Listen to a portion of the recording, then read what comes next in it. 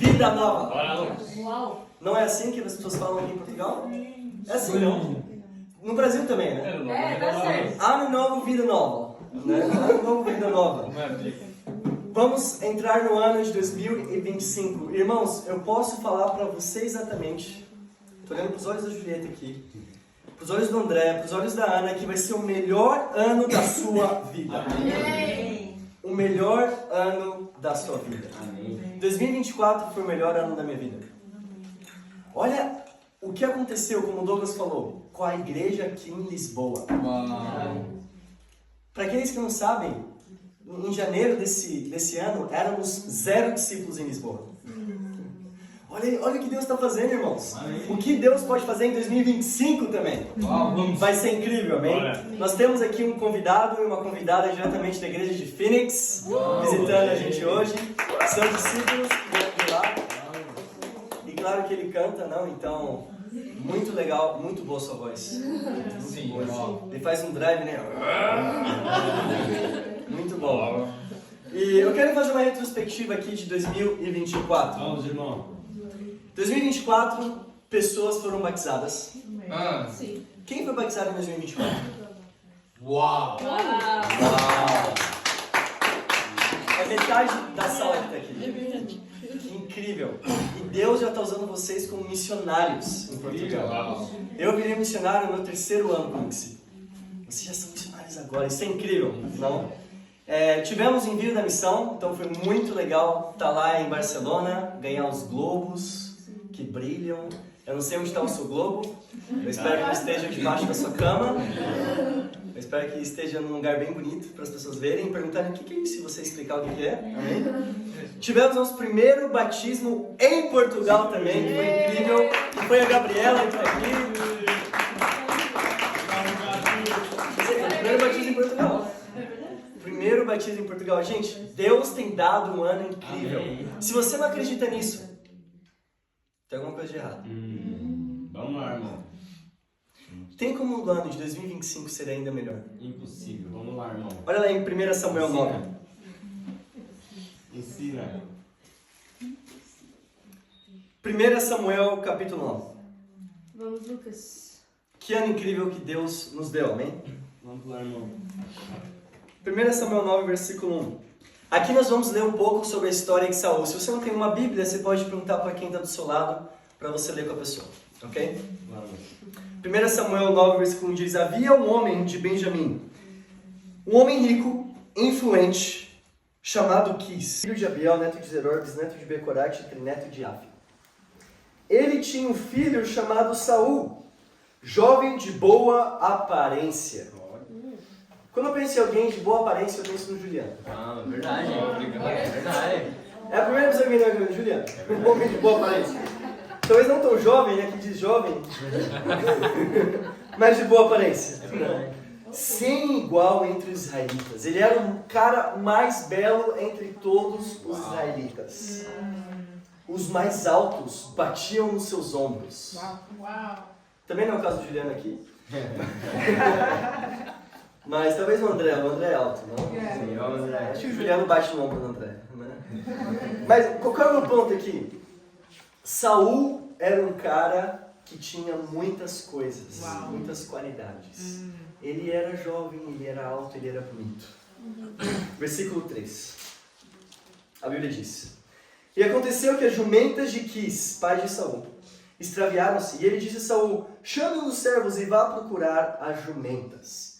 Então aqui o pai dele, Quis, tinha um monte de jumenta, e elas fugiram e envia Saul para procurar as jumentas. Não? Como um todo pai faria. Não sei se seu pai já fez isso com você, né?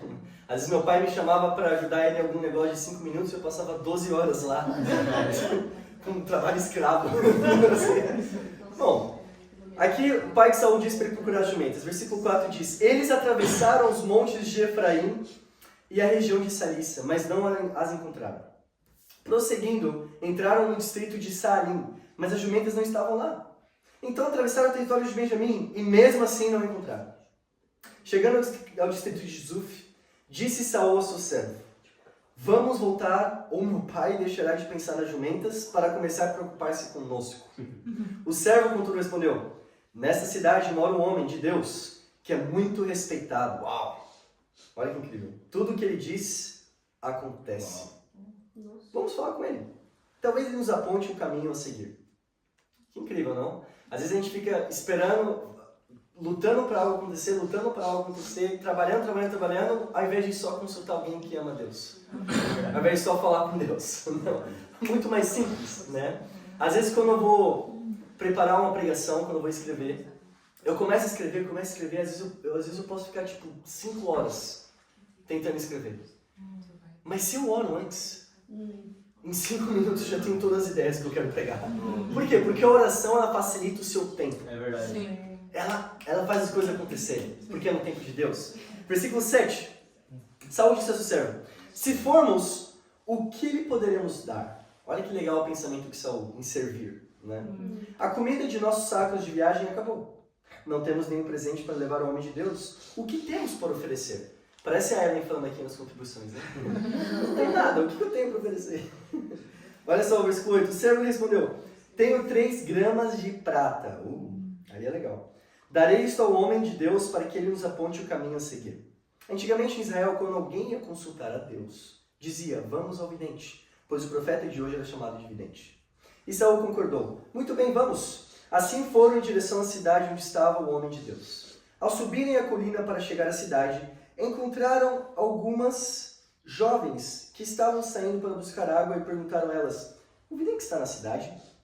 Elas responderam: sim, ele está ali adiante. Apressem-se, ele chegou hoje à nossa cidade, porque o povo vai oferecer um sacrifício no altar que há no monte. Olha que interessante. Qual era o propósito de Saúl? Era achar as jumentas. E ele tropeça num profeta de Deus. Às vezes é assim, muitas vezes. Talvez você foi batizado porque você veio querendo algo para sua vida. Você veio buscar a Deus e você buscou a Deus, estudou a Bíblia e foi batizado e foi incrível. Tem pessoas que tropeçam no reino. É verdade. Tem pessoas que estão lá fazendo qualquer outra coisa e, nossa, então eu preciso ser salvo? Não, eu quero ser batizado. Como, por exemplo, o André que está aqui hoje. Vamos, André. Ei, André. Olha que interessante. O Vamos Abílio, lá. que foi um cara que a Ellen convidou para estudar a Bíblia, ele quis estudar a Bíblia porque ele quer ter um relacionamento profundo com Deus. Né? Nisso, ele chamou o amigo dele, André, Vamos, que está aqui André. com a gente hoje. E ele só falou: André, vamos lá comigo para um lugar. Sábado, 5 horas da tarde.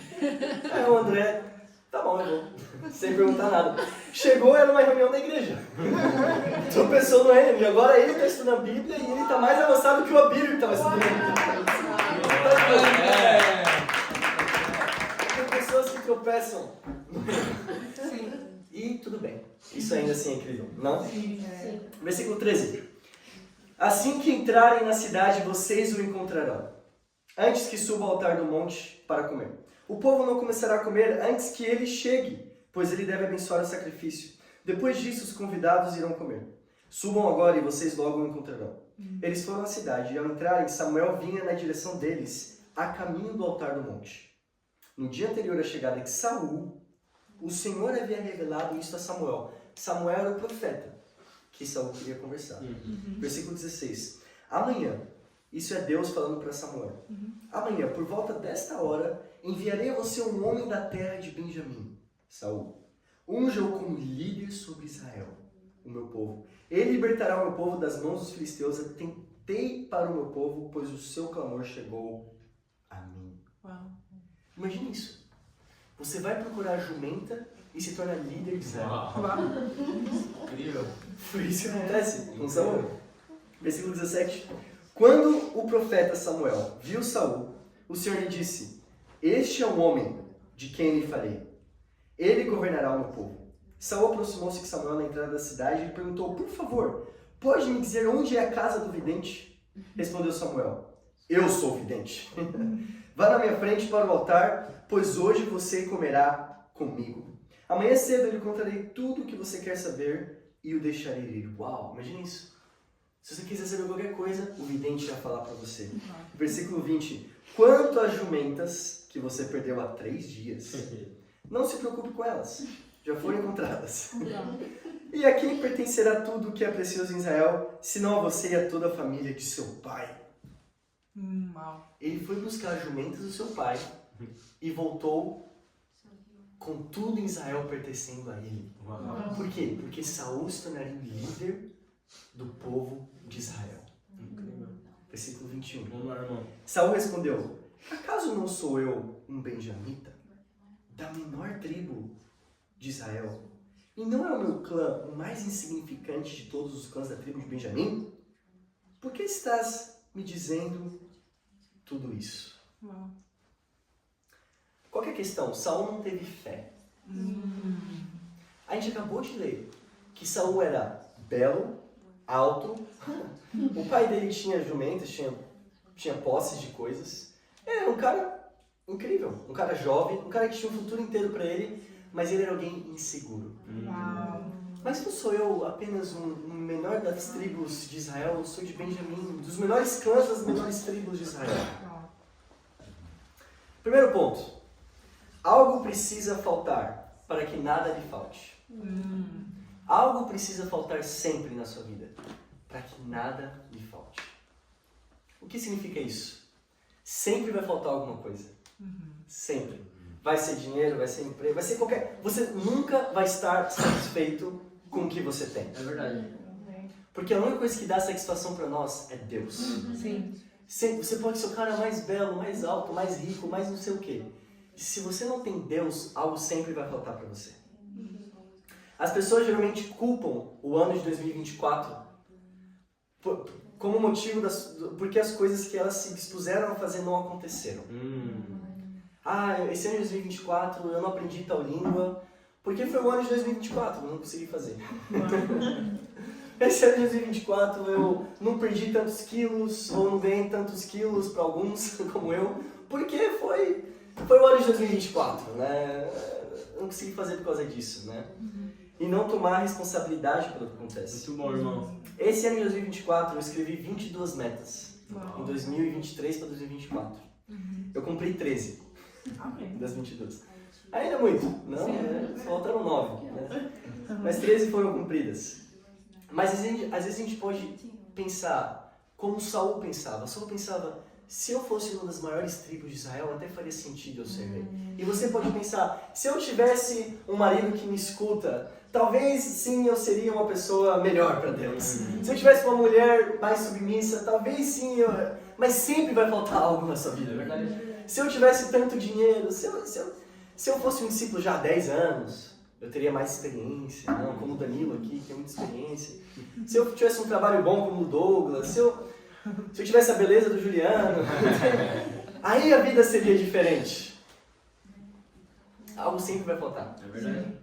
E no ano de 2025, algo vai faltar também. Sim. Mas a gente precisa aprender a ter nossas forças em Deus. Incrível, irmão. Muito bom. Em Deus. Deus te deu exatamente o que você precisa. É verdade. Amém. Exatamente o que você precisa. Se você nasceu no Brasil, nos Estados Unidos, na Angola, em Portugal, Deus te deu exatamente o que você precisa para que você mude o seu caráter. Muito bom. Talvez se eu tivesse as coisas ou as situações e passasse pelas situações que a Dina, por exemplo, passou, eu não sei se eu estaria aqui hoje. Talvez se a Dina passasse pelas situações que o André, eu não sei se ele estaria aqui hoje. Porque Deus sabe exatamente o que você É precisa. verdade. E Deus te dá as exatas oportunidades para você ser um discípulo. É incrível, irmão. Muito bom. Talvez se Saul fosse de uma tribo maior, talvez ele seria muito orgulhoso. É verdade. Talvez ele tentaria ser líder de Israel ao invés de ser apontado como líder de Israel. Uau. Que é o que está acontecendo com aquela facção que aconteceu em Los Angeles. Onde pessoas, não, eu me autodeclaro líder aqui do movimento. Não, você precisa ser apontado para isso. Então, talvez ele seria muito orgulhoso. Talvez se nós tivéssemos muitos batismos aqui, talvez a gente ficaria muito orgulhoso como igreja. E poderia acontecer o que está acontecendo com outras igrejas. Deus nos deu exatamente o que a gente precisa. Incrível, irmão. Exatamente o que a gente precisa. Do que você tem reclamado hoje? Olha lá em Números capítulo 11. Vamos lá, irmão. Muito bom. Números 11, versículo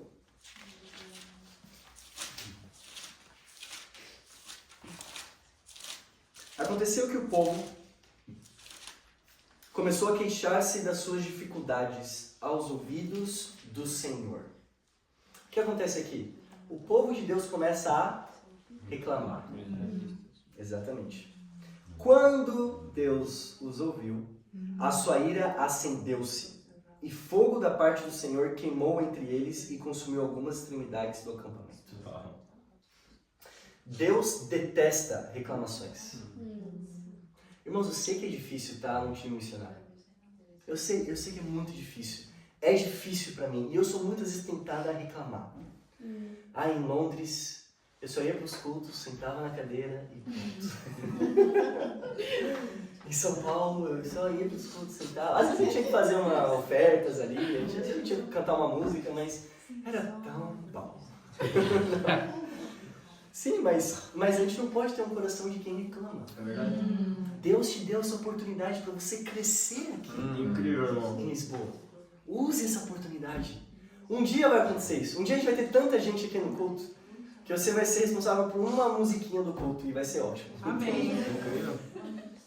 Mas até esse dia chegar, a gente precisa mostrar para Deus que a gente vai ser fiel ainda com as coisas assim. Amém. Ainda com as coisas assim. Deus se ira com reclamações. Sim. Quantas vezes você reclama por dia? Você reclama, não necessariamente falando, mas você reclama na sua cabeça? Deus escuta os nossos pensamentos. É verdade. Ele sabe os pensamentos mais íntimos do nosso coração. Olha lá em 1 Coríntios 10. Vamos lá, irmão. Muito bom. Algo sempre vai precisar faltar para que nada falte. 1 Coríntios 10, versículo 10. E não se queixem, como alguns deles se queixaram, e foram mortos pelo anjo destruidor. Aqui fica bem claro como Deus se sente com reclamações. Por que Deus se sente assim? Ele é um Deus mau e... Não. Deus deu seu filho para morrer por você na cruz. E toda vez que você reclama, você não liga para o sacrifício de Jesus.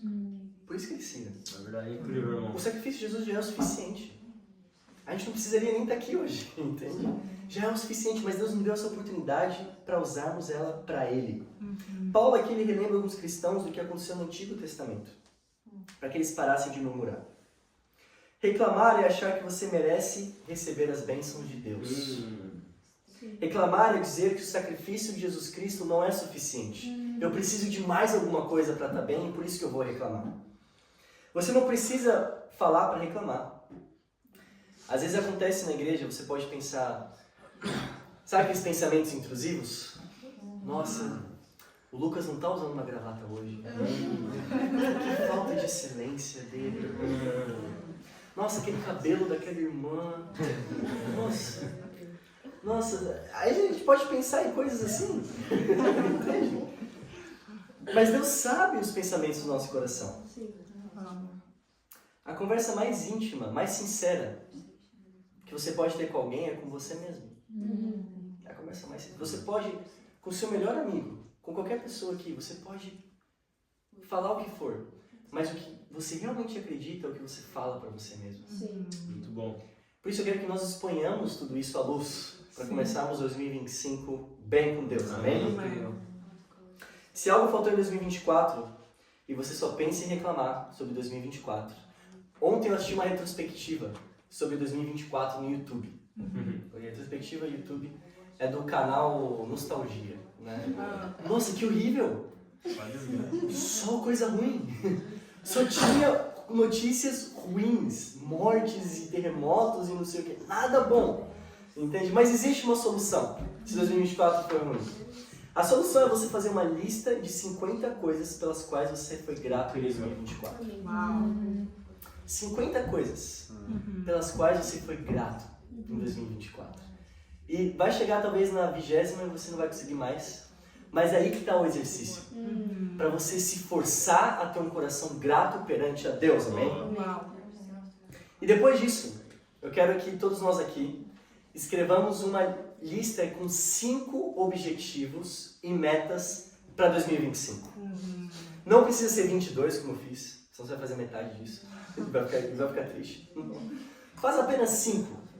5 objetivos. Eu anotei alguns meus aqui. Eu quero muito tirar na carta de habilitação. Vai, vamos lá. É um objetivo pessoal que eu tenho. Eu quero aprender 20 músicas da igreja no violão, Uau. para poder tocar. Uau. E eu quero ler 20 livros em 2025. Boa. Então, 3 dos 5 que eu me propus, né? Faça algo assim, algo pessoal, entende? E você vai em 2026 fazer a mesma coisa, amém? Amém. Uau. 1 Samuel 9, vamos voltar lá? Vamos Da lá, história. irmão. Muito bom. Versículo 21.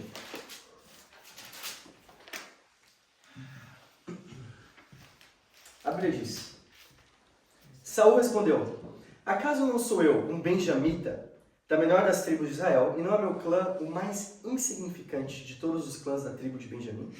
Por que estás me dizendo tudo isso? Então Samuel levou Saul e seu servo para a sala, e lhes deu um lugar de honra entre os convidados, cerca de 30 pessoas. E disse ao cozinheiro: Traga minha porção de carne que lhe entreguei e mandei reservar. O cozinheiro pegou a coxa do animal com o que estava sobre ela e colocou tudo diante de Saul. Imagina alguém chega reclamando para você que você não é um cara muito legal e você dá uma coxa de um animal e o melhor lugar de honra numa festa para essa pessoa, né? Versículo 25. Depois que desceu do altar do monte para a cidade, Samuel conversou com Saul no terraço de sua casa. Ao romper do dia, quando se levantaram, Samuel chamou Saul do terraço e disse: Levante-se, e eu o acompanharei, e depois você seguirá a viagem. Saul se levantou e saiu junto com Samuel. Enquanto desciam para sair da cidade, Samuel disse a Saul: Diga ao servo que vá na frente. O servo foi e Samuel prosseguiu: Fique você aqui um instante, para que eu lhe dê uma mensagem da parte de Deus. Segundo e último ponto. Deus salva através da sua fé. Aqui nós vemos que Saul não tinha fé nele mesmo. Eu sou um dos menores da tribo de Benjamim. Saul diz isso e Samuel diz: Não, você é incrível. Ele dá um lugar de honra para ele. E fala: Você vai ser um líder de muitas pessoas. Porque Samuel teve fé por Saul. E por meio da sua fé por outras pessoas, milagres podem acontecer. Muito bom. Você tem fé pelas pessoas? De que as pessoas podem mudar? Você tem fé, você investe nas pessoas, investe seu tempo, seu dinheiro, para ver as pessoas bem com Deus. Queria ler uma última escritura lá em Lucas 5, Vamos lá, irmão. versículo 18.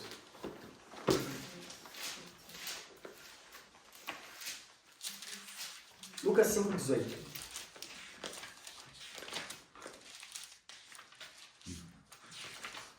Bora, mano. Vieram alguns homens trazendo um paralítico numa maca e tentaram fazê-lo entrar na casa para colocá-lo diante de Jesus.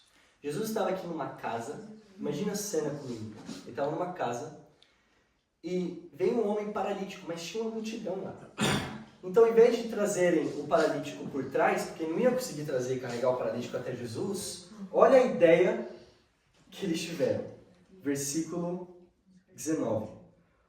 Não conseguindo fazer isso, por causa da multidão, subiram ao terraço e o baixaram em sua maca, através de uma abertura, até o meio da multidão, bem em frente de Jesus. O que eles fazem? Eles vão pelo teto. Tinha um buraco no teto. E eles descem o paralítico. Jesus, imagina como Jesus estivesse pregando aqui. E um paralítico desce aqui, junto com uns 3 gatos pingados. E olha o que diz no versículo 20. Vendo a fé que eles tinham, Jesus disse: Homem, os seus pecados estão perdoados. Uau. Jesus salvou esse homem. Não curou, a Bíblia diz salvou, pecados estavam perdoados. Pela fé dos seus amigos. Foi a fé dos amigos desse homem que permitiu com que esse homem tivesse salvação. Deus pode salvar quem Ele quiser. É verdade. Deus pode levantar um vale de ossos secos agora e começar a pregar. Deus não precisa de você aqui na missão. Deus não precisa de mim. Deus pode fazer o que Ele quiser, mas Ele escolheu a nós para ajudar as pessoas. Muito bom, irmão. Ele escolheu trabalhar por meio da nossa fé, Deus, para ajudar as pessoas. Esse ano de 2024, eu sei que muitos aqui estão apenas um mês aqui, não 2 meses. Nós tivemos um batismo. Não. Mas eu tenho muita fé para 2025. Vamos lá, irmão. Amém. Se cada um de nós aqui tivermos essa fé que eles tiveram por uma pessoa esse ano, a igreja dobra de tamanho. Incrível. Isso é incrível. Porque Deus trabalha através da sua fé. Sim. Deus salva através da sua fé. Você tem destruído telhados para salvar pessoas. Inventado formas diferentes. Ah, falar essas coisas não está funcionando com essas pessoas, então eu vou inventar alguma outra forma. Né? Eu vou correr com a Olímpia e eu vou parar as pessoas no caminho. Tinha um cara em São Paulo, um discípulo, que ele andava de bicicleta e ficava com a mão assim, e quem batesse na mão dele, ele parava e convidava. Então, invente coisas novas. Destrua os telhados, não? É possível, irmãos. Eu tenho muita fé Muito bom, irmão. que Deus vai abençoar essa igreja, amém? Amém. Eu quero dar um segundo desafio para todos nós. Eu quero que você anote agora 3 orações da igreja agora. Sim, faça suas 5 orações pessoais, não? Mas anote essas 3 orações pela igreja em 2025 e eu quero que você ore por elas todos os dias. Vamos lá, irmão. Primeira oração é chegarmos a 25 discípulos. Amém. Vamos lá. Hoje somos em torno de 12. Somos 12 discípulos. E eu pensei, se nós dobrarmos, seremos 24 no ano que vem. Mas a gente está em 2025, não é 2024, né? Então são 25 discípulos. Não tem muita lógica, é só 25 mesmo. Outra oração impossível para esse ano.